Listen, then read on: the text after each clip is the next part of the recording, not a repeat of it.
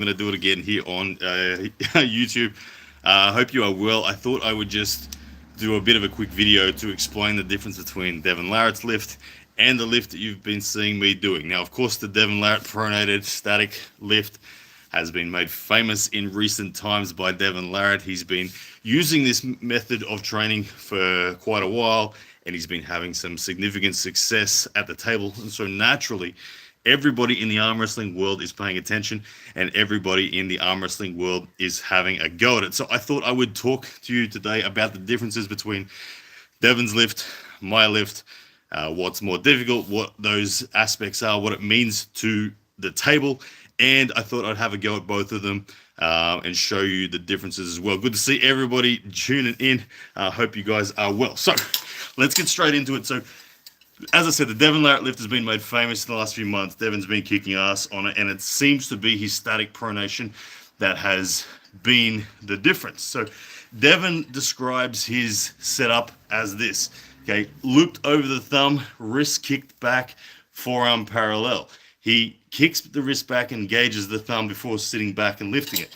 Okay, my lift has just been grabbing it between the index finger and thumb, getting underneath it and lifting it. Now, the difference between the two, okay, there's a couple of differences. Certainly, let's acknowledge straight away that forearm parallel to the ground is much harder than down here.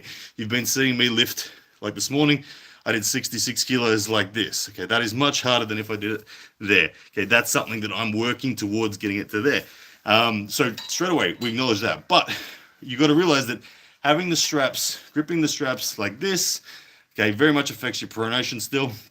And the average of where the straps is a greater distance to the fulcrum than if I had it over my thumb. So looping it over your thumb gets it slightly, the average, closer to the fulcrum. So in terms of the work on the bicep, a little easier than if it's out here. Of course, if you're going over the front of the knuckles, that's a completely different lift. Don't get the two confused. So over the thumb is one difference between mine. The reason I'm doing this one is just because my next super match, I'm focusing in and laser focusing in. I feel like that is the critical thing that is going to matter. So I have 55 kilos on here at the moment. I did this on Instagram just 5 minutes ago, so hopefully I can replicate it again. But I'll do both lifts with all the different form, and we'll see how they compare. So let's have a go firstly at the Devon Larratt lift. So in order to do it with perfect Devon Larratt form, you guys be the judge. Okay, thumb through, forearm parallel, engage the pronation, kick back the wrist. Okay, and then sit back and lift it. Okay, there's 55 kilos with the perfect Devon Larratt form.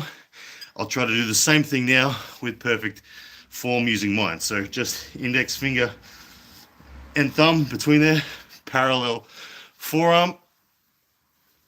Okay, you see I can't do it. Okay, again, that's because the strap is further away. It's above the wrist line. It's not supported, further away from the fulcrum.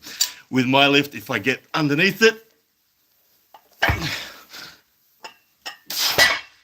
there we go. I can do it if I get underneath it. So you can see there the differences. It is a more difficult strap position there than it is there. But it is clearly more difficult to be parallel than it is to be underneath. They are the two major differences. They both affect your pronation. The strip, when they're both strapped over your hand like that, there's a greater effect on your wrist at the same time as pronation versus the supported one. So there we have it, guys. 55 kilos done with perfect Devon Larratt form and with Ryan Bone form as well. So you can compare the two now. Anyway, let me know which one you prefer.